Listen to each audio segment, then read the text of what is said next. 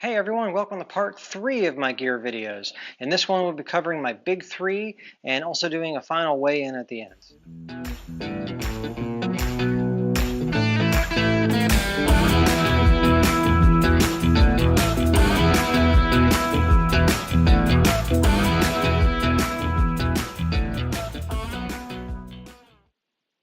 Okay, real quick, we'll go through my electronics I'll be bringing. Obviously, my phone is what I'm using to film this right now, so I can't show that.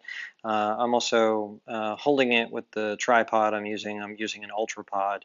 But here are the other electronics in the bags I'm using to carry them in. This gray bag is actually going to be used to keep my phone in when I need to. If it's like extra rainy or something. I actually do have a Bluetooth connected headphones, but these are a backup pair that I'm bringing. Charging cable for the phone.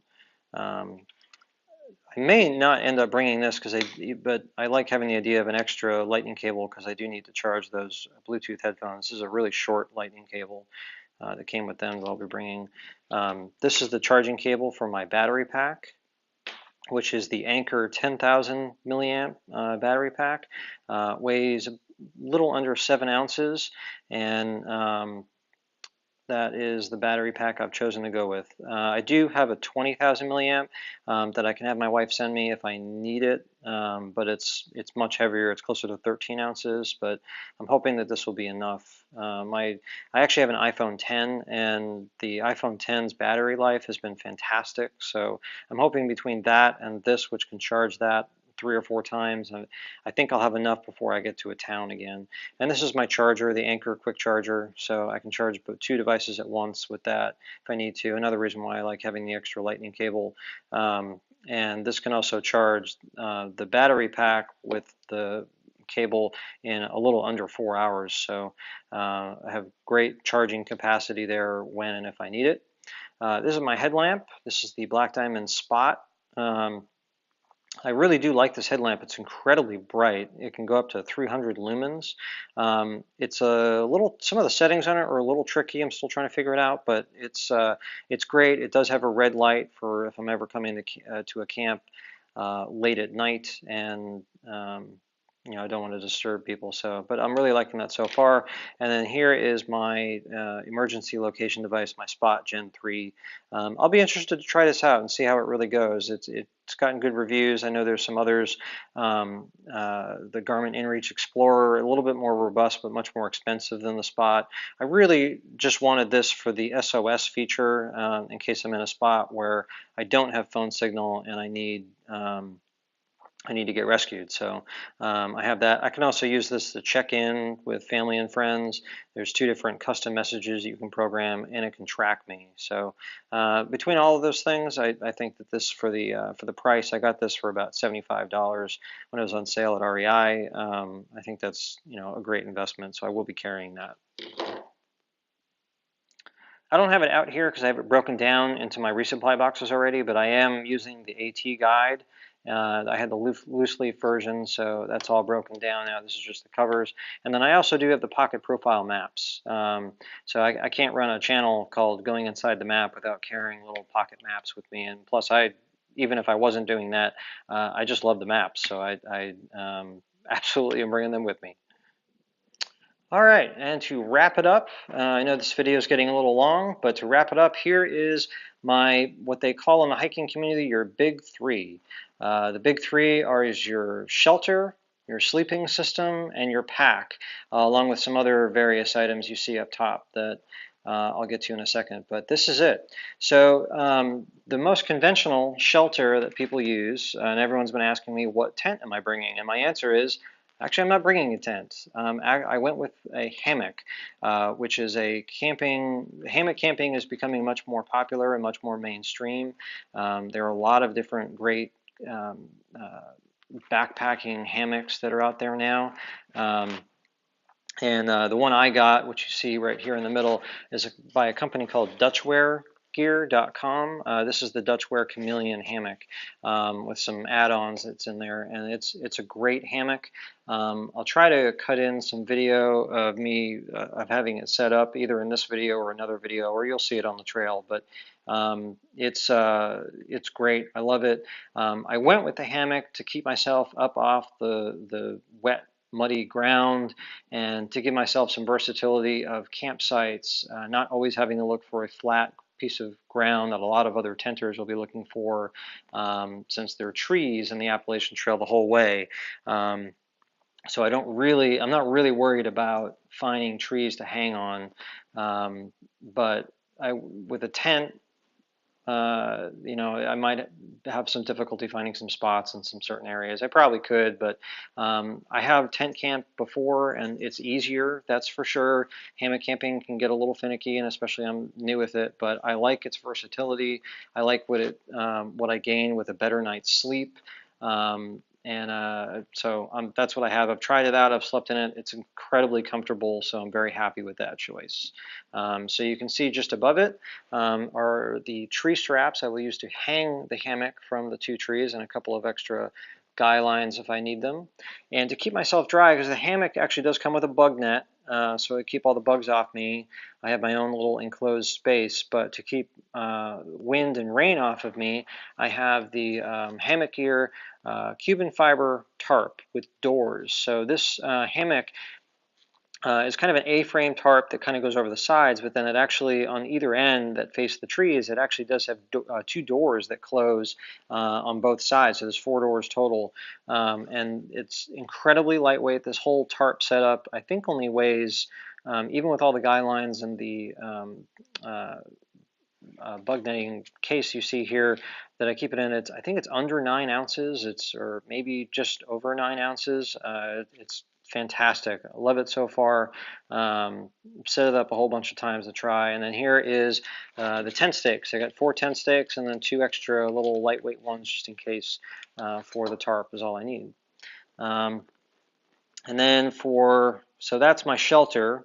My sleeping system is right here. With a hammock, you don't use a sleeping pad. You could, but I'm not. To replace that, this is what they call an underquilt.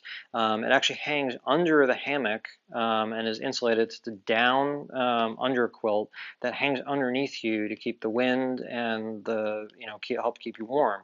So that'll be hanging underneath. This is the Hammock Gear Phoenix 20. It is a 3/4 length underquilt, so it only covers 3/4 of you, but just kind of a little bit of your feet are hanging out, but you do have your sleeping. I have a sleeping quilt, and then some other ways to keep your feet warm. I've tried it out. It's great. It's much lighter than carrying a full length underquilt, and I went with a 20 degree. Just to make sure I have, in case it does get really cold, especially at the beginning or when I'm up in Maine. It can get really, really cold even in July. So I have that just to be sure, and otherwise I have a little extra insulation which I can always vent if I need to, if it gets too warm in the middle of the summer. This is my top quilt, similar to a sleeping bag, but it doesn't have any insulation underneath you, which especially in a hammock you don't need because you have an underquilt that you're sleeping on top of. So this is Enlightened Equipment Revelation 30 top quilt. And then I do have a sleeping bag liner, which is incredibly soft. This is the Sea to Summit Coolmax liner. I really do like this thing. I don't know if I'm going to end up bringing it. It is a little heavy, but it would be nice to help keep everything clean and to have a nice little soft sheet to sleep in, and something that I could use if it's really, really warm. I could use this instead of that or that. So maybe Sandy will send this to me in the summer. I don't know. I haven't quite decided with that yet. And then here is my pillow, which I can also use as a stuff sack for my clothes if I need to, or I could just use it as a bag. But when this gets turned inside out, it's a great pillow that you can actually stuff some clothes into to get a little bit loftier pillow if I need it. And it has a foam pad in there. It's great. I'm a bit of a pillow snob, as my wife can attest to, so I have to bring that. It's kind of a luxury item for me. Here are my trekking poles. These are the Black Diamond Alpine FLZs. I did try a different brand of trekking pole, kind of a newer cottage vendor, but one of them broke on me, and then I got really, really nervous about the reliability of having trekking poles, because in my shakedown hikes I've realized when you're just regular day hiking you don't need trekking poles. It's it's just something you don't need. You're not carrying enough weight and you're not doing it day after day after day. But on a hike like this and on a shakedown hike, I've realized how necessary trekking poles are for something like what I'm going to be doing. So I have Black Diamond FLZ, Alpine FLZs, and these are pretty good. I've tried them out a little bit, but again, like I said, I had another brand and now I have this one, so which are much more reliable. And if I need to, I can repair them. A lot of outfitters along the way have parts to repair these if I need to. So that's part of why I went with those. And then up on top, you see just 4 squares of a Thermarest Z-Lite and a little butt pad to sit on, so I don't have to always sit on the cold logs. This is also something I'm not sure if I'm bringing. This is if I actually do need to sleep on the ground. I'll have a little bit of insulation underneath me. I'll probably just get my hip to my shoulders, and that's pretty much it. But it'd be better than sleeping on the cold ground. It's an extra 4 ounces. I'm actually not sure if I'm going to bring it for just because of the weight, and I'm not sure if I'll need it, and also because I'm having trouble fitting it actually in the pack or on the pack somewhere, so in a reliable way. So I'm not sure if I'm going to bring that or not. And then finally, my actual pack itself. I went with the Sierra Designs 40 to 60 flex capacitor, and 40 to 60 means it can expand from 40 liters to 60 liters just by using those gussets and compression straps on the front there. So I like having the versatility of that. Another reason, you can see the pack liner I am going to use. This is just a trash compactor bag. That's kind of a hiking trick that I've learned. Another reason why I went with this is because of the great internal frame. It has a Y frame, so it's got some flex and give with it. Transfers weight down to the hip belt incredibly well, which for me, I'm a fairly slender guy. I was really looking for something that had a robust frame to help me with that. So I'm really liking the pack so far. It also has this cool water bottle holder on the strap that's very useful. A lot of people add these to their pack separately. This one just came with it. Really great hip belt size, pocket size like that.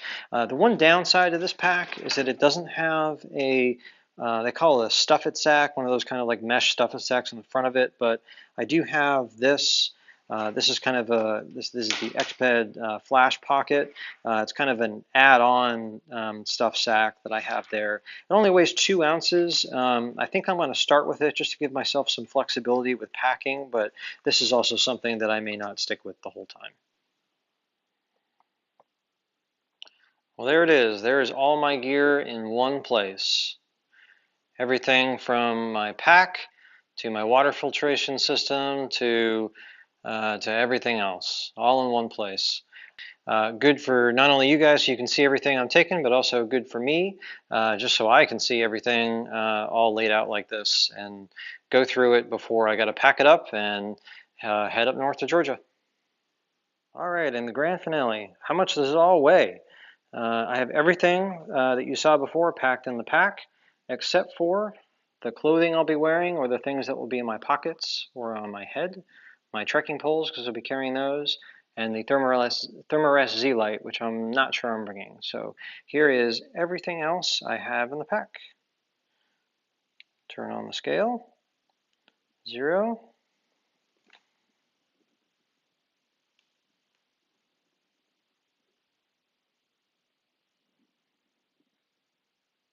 Looks like 18, almost 19 pounds, 18.8 pounds, and that includes a full bottle of fuel.